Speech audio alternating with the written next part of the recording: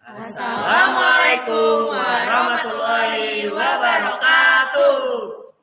Kami dari kelompok 7. Di sini bakal jelasin ke teman-teman penonton semua tentang layanan pengobatan alternatif.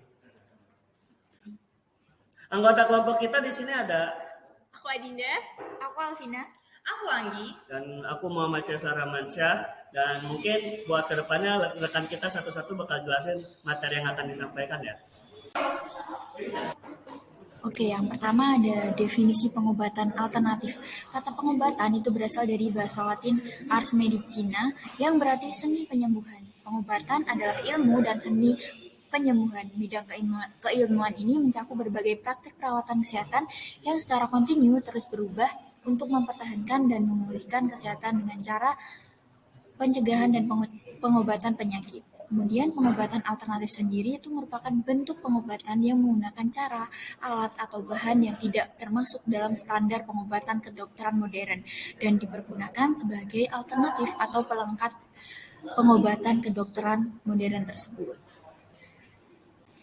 Nah, selanjutnya pengobatan alternatif itu menurut Departemen Kesehatan RI itu ada 16. Pengobatan alternatif menurut Depkes RI biasanya disebut dengan batra. Di antaranya ada dukun bayi terlatih, batra pijat, dukun bayi belum terlatih, tukang jamu gedong, batra ramuan, batra dengan ajaran agama, batra paranormal, batra patah tulang, batra sunat, tabib, tukang pambur gigi, batra tenaga dalam, batra pijat refleksi, sinse, batra tusuk gigi atau tusuk jari atau pressure, dan juga yang terakhir ada akupuntur.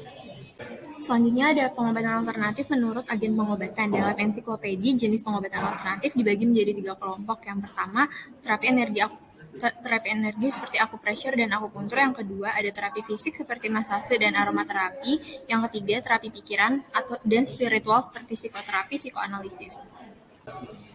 Selanjutnya, pengobatan alternatif dari sistem pengorganisasian. Menurut pengobatan tradisional di Inggris, yang pertama, kelompok paling terorganisasi dan teratur yang sudah memiliki atas dasar penelitian. Yang kedua, ada kelompok yang membutuhkan penelitian lanjutan tetapi sudah digunakan seperti hipnoterapi, dan selanjutnya kelompok pengobatan alternatif yang belum memiliki data seperti terapi pendulum. Selanjutnya, menurut The National Center of Complementary Alternative Medicine atau NCCMA, yang pertama ada alternative medical system, yang kedua ada mind body intervention, yang ketiga ada biological based treatment, yang keempat ada manipulative and body based method, dan yang kelima ada terapi energi.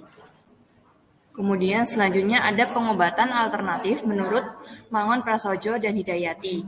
Yang pertama ada terapi penyembuhan dengan pengobatan Cina. Yang kedua ada terapi pengobatan dengan spiritual healing. Yang ketiga ada terapi alternatif dengan menggunakan sumber bahan dari alam. Yang keempat ada pengobatan dengan memisahkan pembahasan antara pengobatan Cina dengan terapi penyembuhan penekanan tubuh, seperti terapi pijat, refleksiologi, shiatsu, dan craniosacral terapi. Yang terakhir ada terapi refleksi.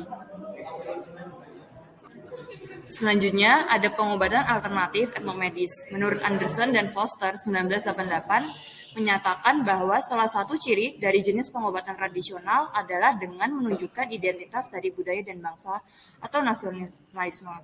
Berdasarkan sudut pandang ini, pengelompokan dari jenis pengobatan alternatif dapat dilakukan dengan pengelompokan etnik atau nilai budaya.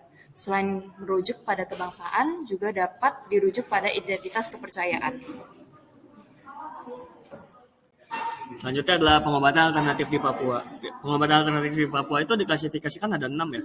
Pola pengobatan jimat, pola pengobatan kesurupan, pola pengobatan penghisapan darah, pola pengobatan injak, dan pola pengobatan pengurutan, dan pola pengobatan ukup.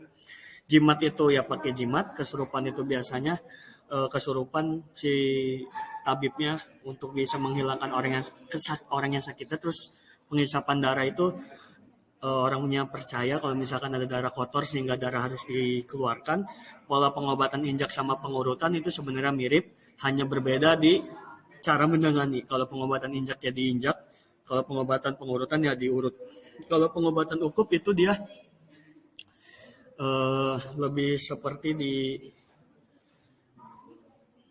kemasukan roh gitu loh. Jadinya harus dihilangkan dari uap-uap hasil tanaman.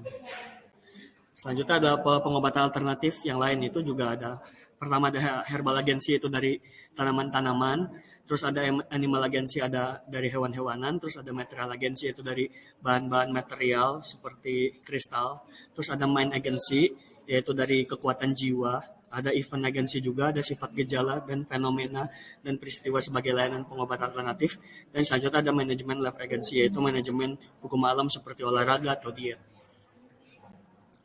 Selanjutnya itu adalah ya diversifikasi bukan stratifikasi. Kita dengan memahami jenis-jenis pengobatan itu ya dengan mudah memberikan apresiasi atau keputusan dalam proses pengambilan keputusan. Karena sesungguhnya variasi jenis pengobatan tersebut memiliki kualitas keilmuan yang beda-beda antara satu dengan yang lainnya gitu.